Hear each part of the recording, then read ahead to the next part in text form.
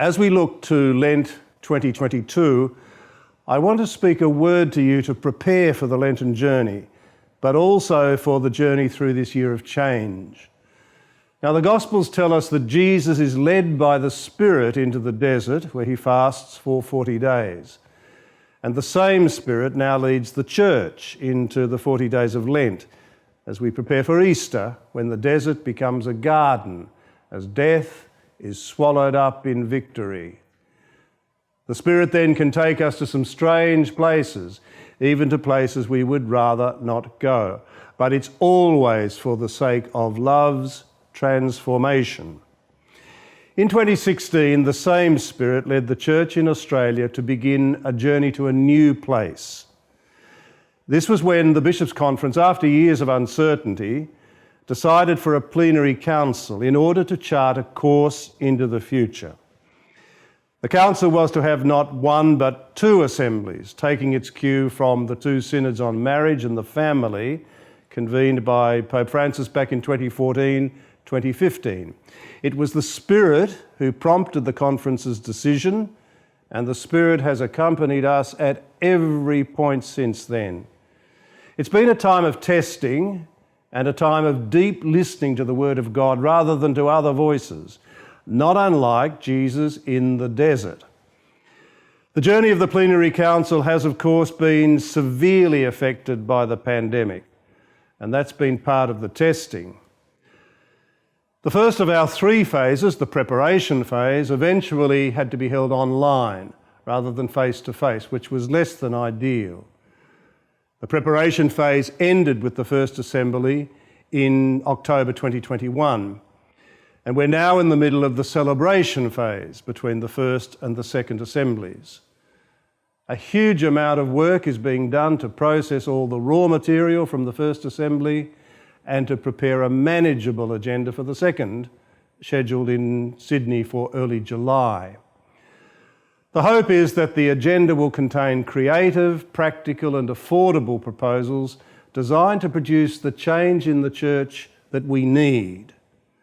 At the conclusion of the second assembly, we'll begin the implementation phase.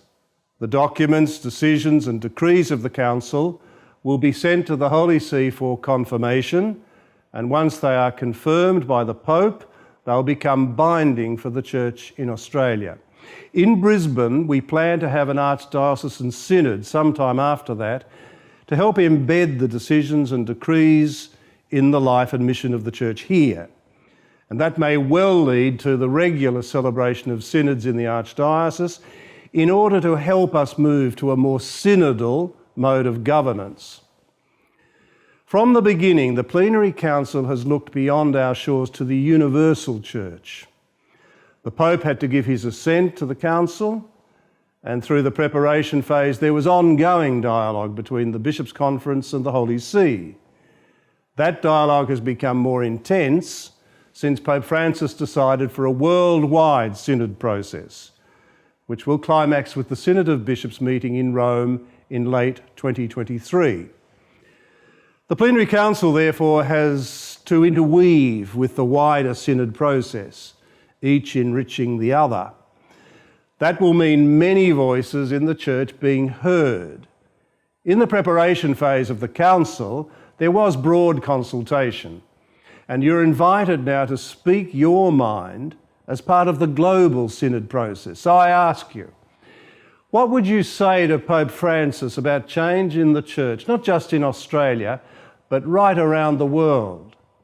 You might also consider the 3 steps proposed by Evangelisation Brisbane, and that's available online.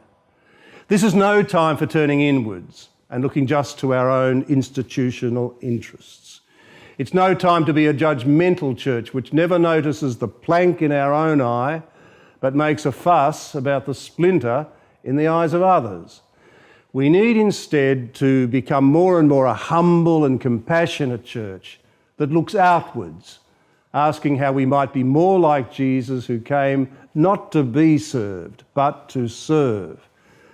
That will require a practical evangelical imagination which takes to heart the words of St. Mary MacKillop, never see a need without doing something about it.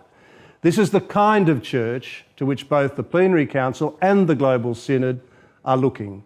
This is what the Spirit is now saying to the church, speaking to all of us, to our heart, in these desert days of Lent.